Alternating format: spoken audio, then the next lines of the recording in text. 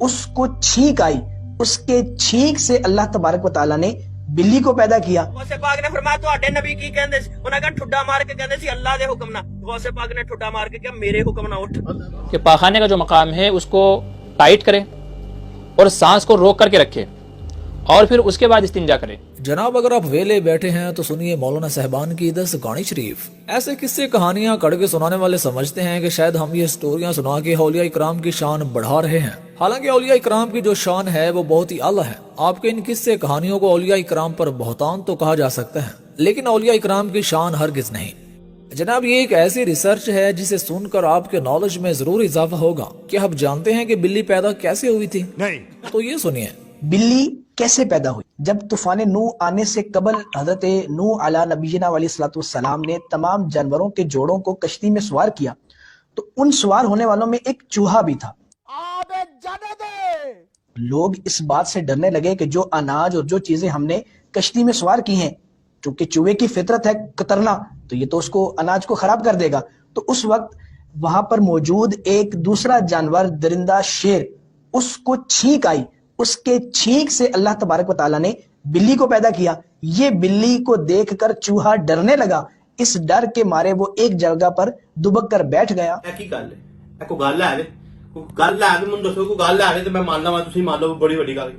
اب ذرا روزے کی حالت میں استنجا کرنے کا طریقہ سنیں کہ روزے دار آدمی اگر روزے کی حالت میں استنجا کرے گا تو اس کا طریقہ یہ ہے کہ پاخانے کا جو مقام ہے اس کو ٹائٹ کرے اور سانس کو روک کر کے رکھے اور پھر اس کے بعد استنجا کرے، کیونکہ ایسا ہو سکتا ہے کہ اگر استنجا کرنے میں سانس کو ڈھیلا چھوڑا تو استنجا کرنے میں جو پانی ہے وہ پاخانے کے راستے سے پیٹ میں پہنچ جائے۔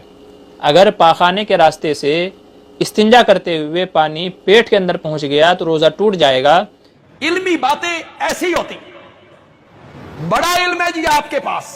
استنجا اس طریقے سے کریں کہ جب استنجا کریں گے تو سانس روک لیں، سانس روک کر کے پھر پانی سے استنجا کریں۔ ایسی صورت میں جو پاخانے کا سوراخ ہے وہ کھلے گا نہیں، ٹائٹ رہے گا اور استنجا کے ذریعے سے پانی پیٹ کے اندر نہیں جائے گا، کیونکہ روزے کے ٹوٹنے کا یہ اصول ہے کہ اگر کوئی چیز منہ کے راستے سے یا پاخانے کے راستے سے اگر پیٹ کے اندر چلی گئی تو روزہ ٹوٹ جائے گا۔ بہت اچھے علمی کتابی، جاہلوں کا چوبا کامرا کیا بول رہا، پاگل تو نہیں ہے تو؟ اب ذرا اس جناب کی گانی شریف سنیں جس نے قبر میں سوال و جواب والے فرشتوں کو ہی مذاق بنا دیا ہے۔ انتقال ہوا غوث پاک سرکار کا، آپ کو قبر شریف میں مزار اقدس میں لٹا دیا گیا، قبر شریف بند ہو گئی، فرشتے آئے آ کر کہنے لگے من ربو کا، غوث پاک سے سوال کر رہے من ربو کا۔ غوث پاک سرکار نے کہا کیا تم کو آداب نہیں معلوم کہ بات کرنے سے پہلے سلام کیا کرو؟ کیا ملا یہ 2 رکعت کے امام کچی روٹی اور پکی روٹی پڑے ہوئے؟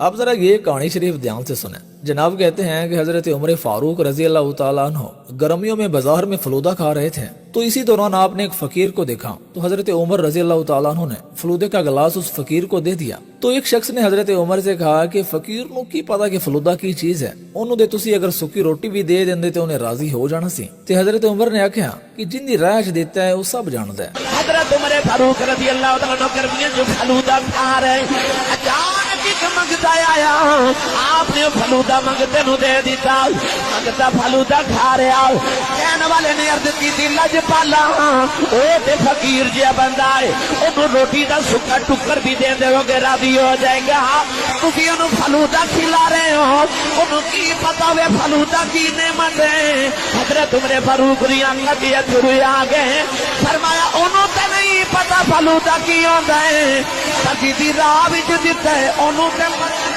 اب عرض صرف اتنی سی ہے کہ آج تو 1450 سال پہلے مدینے دے بازار وچ فلودے دی ریڑھی کنے لائی سی۔ اب ذرا اس ٹیچر کو دیکھیں جو بچوں کو حضرت عبد القادر جیلانی رحمہ اللہ کی طرف منسوب کر کے ایک کہانی سنا رہا ہے۔ جناب کہتے ہیں کہ ابھی عبد القادر جیلانی رحمہ اللہ ماں کے پیٹ میں ہی تھے تو ماں کو جب چھینک آتی تو اس پر جب وہ الحمدللہ کہتی تو آپ رحمہ اللہ پیٹ کے اندر ہی سے یرحمک اللہ کہتے تھے۔ بچپن سے پیٹ کے اندر ولی تھے، بچپن سے ولی تھے۔ آپ رحمت اللہ ابھی اپنی ماں کے پیٹ میں تھے اور ماں کو جب چھینک آتی اور اس پر جب وہ الحمدللہ کہتی تو آپ رحمت اللہ تعالی علیہ پیٹ ہی میں جواباً یرحمک اللہ کہتے۔ टीवी के फनकार जिनको टीवी ने मुल्ला बनाया है, औरत के लिए यरहामु किल्ला कहा जाता है और मर्द के लिए यरहामु। देखिए पेट के अंदर उनको ये भी पता था कि ये मेरी माँ औरत, देखिए वो जो है छीन का जवाब दे रही है। तो होते पाक यकीन जाने इस कहानी शरीफ ने तो सारी कहानियों को ही पीछे छोड़ दिया है। किसी बात का कोई सबूत नहीं कि ये कहां से आई है कहां से नहीं, बस टोश मुरम्मत करके लोगों को बेवकूफ बना रहे हैं। अगर किसी को गौस पाक का मर्तबा पूछना है तो खिजर अलैहिस्सलाम से पूछे। इसी की मुलाकात हजरत खिजर से हुई। पूछा, ये शेख अब्दुल हक लिख रहे हैं मुहद्दिस देलवी, कि खिजर अलैहिस्सलाम से पूछा कि अब्दुल कादिर जिलानी कैसे हैं, तो खिजर अलैहिस्सलाम ने फरमाया उनके जैसा वली ना उनसे पहले होगा ना उनके बाद उनके जैसा कोई वली हो सकता है। या गौस पाक आपकी इतनी शान है कि हुजूर मेराज पर गए हैं तो आप अपना कंधा पेश करते हैं, आप अपना कंधा मेराज पे पेश करते हैं। पैदा होने से कमोबेश 450 साल पहले आप अपना कंधा हुजूर को पेश करते हैं। अल्लाह के रसूल पूछते हैं, ये तोहफतुल कादरिया में शेख अबुल मुअल्ली ने लिखा कि हुजूर पूछते हैं अल्लाह ये कौन बंदा था जिसकी रूह अभी हाजिर की गई मौला, कि इसकी तरफ मेरा दिल खिंचता था। तो फरमाया मेरे महबूब ये तेरी औलाद में से है, जो मकाम नबियों में तुझे अता किया वो मकाम वलियों में उसको अता किया उसको। अच्छा, ये पीर जिलानी की रसूल सल्लल्लाहु अलैहि वसल्लम से मुलाकात कहां हुई? फिर क्या इस मुलाकात के बाद जिलानी सहाबी बन गए? सहाबा की लिस्ट में उनका नाम शामिल हो गया? बाकी रही मुलाकात वो तुम्हारे घर की कहानी है। जितना झूठ का पलंदा इन कब्र परस्तों के यहां है शायद ही किसी के यहां हो। आप एक दोस्त इमली साहब सलशरकपुर दे ओ अहले हदीस सन। एक दिन आके मौल साहब मियां शेर रब्बानी ने कहने लगे बचपन दे यार तुसी मेरे ते ए तुसा अपने हुजरे ते लिखया अल मदद या शेख अब्दुल कादिर जिलानी शैय्य लिल्लाह, इथे लिखो अल मदद या अल्लाह। मियां शेर रब्बानी ने कोई जवाब नहीं दिया, आप बस रिद करने लग पे। फरमाते ने अल मदद या शेख अब्दुल कादिर जिलानी शैय्य लिल्लाह, अल मदद या शेख अब्दुल कादिर जिलानी शैय्य लिल्लाह, अल मदद या शेख अब्दुल कादिर जिलानी ले। वो मौलवी साहब चीख मार के बेहोश हो गए। जब होश आया ना तो वो भी पढ़ दे अल मदद या शेख अब्दुल कादिर जिलानी शैय्य लिल्लाह। मियां शेर रब्बानी रहमतुल्लाह अलैह मौलवी साहब कहने लगे तुहानू की होया? कहने लगे पता ही नहीं चलिया, मैं बेहोश हो गया हूं। अचानक मैं वेख्या तुहाडे हुजरे च एक सबल चोले वाला पापा बाहर आ रहा ते मैनू कहंदा पढ़ अल मदद या शेख अब्दुल कादिर जिलानी शैय्य लिल्लाह। मैं पूछया बाबा जी तुसी कौन हो? फरमाया मैं अब्दुल कादिर हां, मैं तेनू दसने आया साडा मुरीद जिथे बुलावे असीं उत्थे ही आ जाने। ना मेरे भाई आपके पास दलील है, ना सलफ का फहम है, ना आपके पास ऐसी सच्चाई है कि जिसे आप कोई पंफलेट साबित कर दें। इस कहानी में तो हजरत अब्दुल कादिर जिलानी रहमतुल्लाह को हजरत ईसा अलैहिस्सलाम से भी बढ़ाया जा रहा है और ये अल्लाह जुल जलाल की तौहीद पर डाका भी है। ठुड्डा मार के मुर्दे नु कहंदे सी अल्लाह दे हुक्म ना उठ। गौसे पाक ने फरमाया दसो केड़ी कबर तो जिंदा करना? उन्हां पुरानी कबर ते ले जाके खिलारदा भी इत्थों किथे उठना। गौसे पाक ने फरमाया तुहाडे नबी की कहंदे सी? उन्हां कहा ठुड्डा मार के कहंदे सी अल्लाह दे हुक्म ना। गौसे पाक ने ठुड्डा मार के कहा मेरे हुक्म ना उठ। अल्लाह की शान में कमी कर रहा है गैरों को अल्लाह का पार्टनर बनाकर।